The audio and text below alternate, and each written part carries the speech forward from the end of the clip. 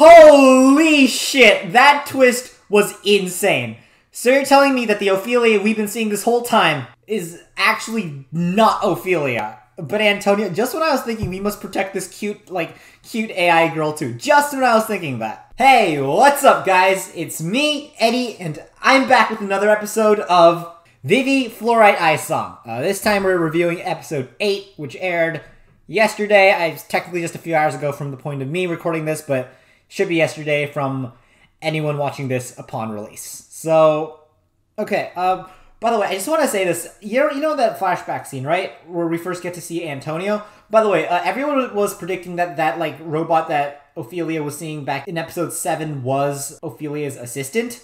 And it looks like everyone got it right, because, yes, that actually is indeed Ophelia's assistant. By the way, I just wanted to, like, as we see in this initial scene, by the way, I just wanted to say this. You know how Ophelia wears a white dress, right? Whereas the current Antonio Ophelia is wearing a black dress?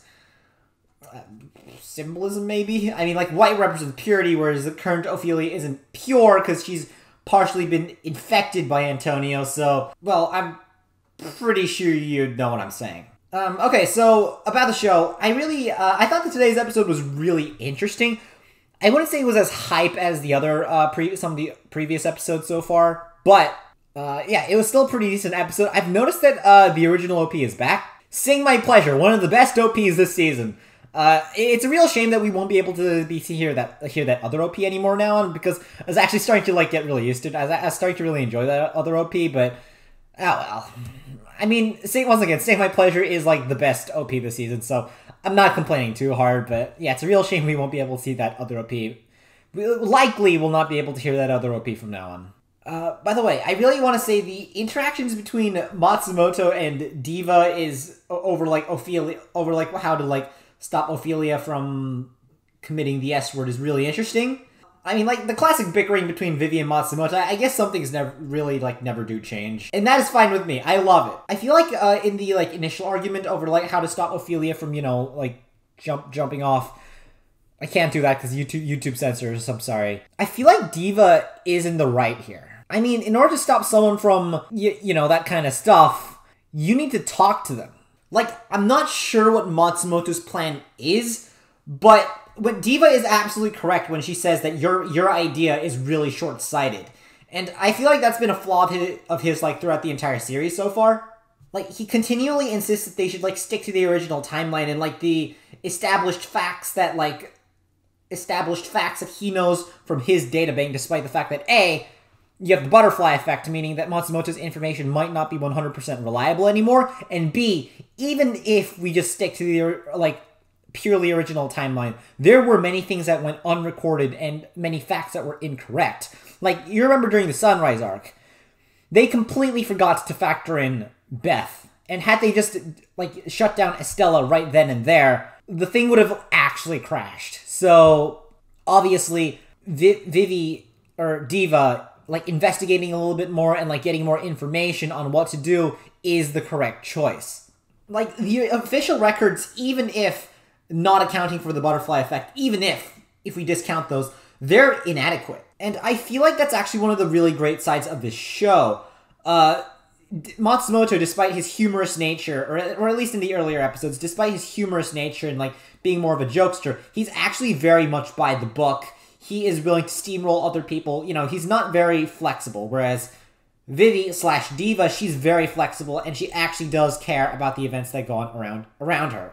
She's very much willing to leap in headfirst into conflict, yet she's also not averse to, like, sticking back and not doing things rashly. Just like real people. And that dynamic between Vivy and Matsumoto is, I'd say, really entertaining to watch. Diva wants to stop this at the roots, a clean purge of any potential S-word later on of Ophelia, because, well, not only does she care about Ophelia, but think about it this way, Matsumoto. If she doesn't die now and dies later, the same effect will happen anyways. You know that, right? By the way, Diva is, like, still a chat this episode. Like, just the way she, like, tells Ophelia, too, that she had a time when practically nobody visited her performance. Oh, dang, that really takes us back now, doesn't it? And by the way, Vivy, that is a very blunt way to ask someone something. Like, my god. Another interesting thing I want to say is that Ophelia, loved Antonio. I mean, this is a bit questionable because, like, later we do find out that Antonio is Ophelia or something like that. I don't have all the details, so we don't quite know yet, but, like, because that really raises the question. How much of the Ophelia that we've seen so far is actually Ophelia? Like, is Ophelia just playing pretend? Is she pretending to keep a part of Antonio alive inside of her? Is Ophelia somehow has been taken over by Antonio? That's what a lot of people are suspecting. But I think that it could also be equally possible that Antonio is actually dead. It's just that Ophelia keeps a part of him alive inside of him. Just how, you know, kind of like a split personality, the same way Vivy, the previous Vivy, treated Vivy and Diva, you know? Or maybe they sort of coexist and cohabilitate the body, in which is another really interesting thing to, like, think about. I mean, like, I don't really know. Because, like, today's episode was, like, it does really talk about a lot of, like, the deeper stuff and, like, what it means to be an AI. What does it mean to put your heart into your singing? Like, despite being the most advanced, Matsumoto is, like, really the least human of the other AI. Like, Vivy and Ophelia seem to have a lot of human emotions. Same goes for any other AI we've seen in this show, except for Matsumoto. That whole talk with Vivy and Matsumoto inspecting Ophelia's performance really did feel like that, though. By the way, you know, Vivy just wants to see the performance. Like, obviously she cares about Ophelia, and she doesn't want Ophelia to die. But she also does it because she also, like, actually does pay attention to the performance and try to, like, see how good Ophelia is at performing and stuff. Whereas Matsumoto doesn't care about any of that. He just wants, like, the mission to commence. Like, yeah, there's a lot of interesting talks about, like, what it means to be an AI, what it means to be, like, sing with your heart, even if you're, like, a robot or something like that. By the way, I just want to say this. You know that moment where Vivy, like, just, what do you call it? She kind of she asks Matsumoto, like, what was I like previously? What was the old Vivy like? And Matsumoto just gives her, like, a huge rundown of, like, what she all did, and we see all the flashbacks. That was really nostalgic. Even though it's only been 1 month. Like, even though it's, like, pretty much only been a month since the show started airing. I don't know why. I just found all that really nostalgic. Also, we do get to see the immediate aftermath of episode 6. So that was really interesting. So yeah, we get to see what happens after episode 6. Vivy just absolutely, like, shuts down and collapses. So yeah, that was quite a thing to see. So yeah, Vivy, turns out that the cameras that Vivy is watching has been hacked. And because you know how Vivy was after Ophelia's performance, she sits inside of which is beautiful, by the way. I really love Ophelia's song. Or Ophelia's song, but after that, she sits inside of the room and she starts looking at the cameras, right? By the way, I really love how Matsumoto used the visual data of how of Vivy, or Diva, had placed the flower into Ophelia, or Ophelia's hair to figure out that the camera footage he was watching was actually fake. So yeah, I thought that was really interesting. I really like that. Diva, in classic Vivy style, rushes out to try and save Ophelia from what she's about to do, and runs into the Yugo, or the Toak dude, or Yugo Katkitani, and it wasn't a hologram. He really is just young again. Like, I really don't know how this has happened. Like, he appears to have, like, a robot hand in episode 6. I mean, this guy's really dedicated to hating AIs for some reason. Anyways, turns out the cameras are hacked, so she runs off to tell Ophelia, you know, and try to, like, check up on her, see if she's all okay. And this is where we run into Yugo Katkitani. By the way, I really want to say, like, it was really interesting to, like, see all the, like, previous scenes, like, just like the previous flashback. We see all the scenes Vivy has been, or Diva, or Vivy, or whatever you want to call her, has been in with the Yugo Katkitani, the Toak guy. So, yeah, that was really nostalgic, even though it's only been, like, a few months, as I've already said earlier. So that was really interesting.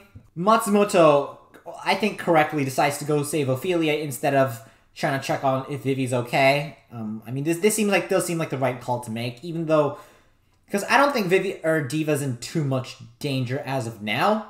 Honestly, this guy, like seriously, this guy is a real enigma. Okay, like, Matsumoto even mentioned something a bit far back in, like, how he wasn't supposed to be there back when Ophelia is checking up on the Antonio robot. That's very interesting. I I've known this guy was going to be important since episode 2, and I know it's true now. But like this guy's getting more and more confusing because back then I thought he was and like the way he was written, he seemed like a normal dude. He seemed like an absolutely normal dude with just, you know, he just seemed like a normal dude. And like I'm not so sure now. Matsumoto says Yugo Kitani. Yugo Cat Kitani. He's not supposed to exist yet or something like that. Which raises a question. Like I swear this show's gonna pull something like all the sisters or like all the. Maybe he's a cyborg now? Or something like that. I don't know. How else do you explain how he got young? This guy... Maybe he's a cyborg. Like, I swear, they're gonna pull something like all the AIs, or like at least all the sisters, or at least all the like human model AIs are actually humans at one point, and like their brains have been uploaded or something like that. They're gonna pull something weird like that, okay? I swear. They're gonna do something like that. This show feels like it's gonna do something like that. Or at least, how else do you explain this guy being there? Really, though. This guy is sus in many ways more than one. And, of course, we can't forget that final confrontation scene up on the ceiling, or up on the roof, where Matsumoto faces down Ophelia and says, don't... Well, I mean, he does it in, like, the worst way possible, considering he's like... He does not give a whit about AI emotions. He doesn't think about that kind of stuff. So he just tells you, these are errors in your programming. Come back. Don't die. And Ophelia turns out to be Antonia. Or something like that. So as I said, I really don't know how deep this thing, whole ordeal goes. I don't know how much of Ophelia is within...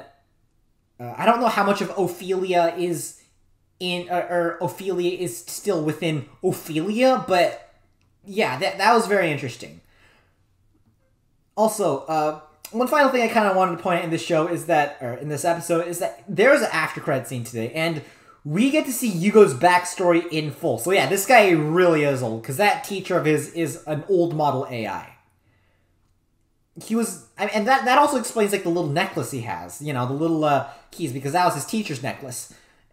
And, like, I still fully don't understand this guy's backstory yet. Tomorrow's episode is hopefully going to explain all that.